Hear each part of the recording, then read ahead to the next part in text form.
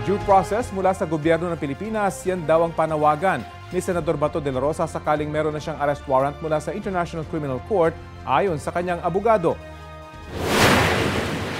He wants a clear-cut guidelines from our Philippine government, including the Supreme Court, as to what would be the rights of a person, Filipino national at that, Filipino citizen, with respect to ICC processes in the light of the fact na hindi na po tayo miyembro since March 17 of 2019.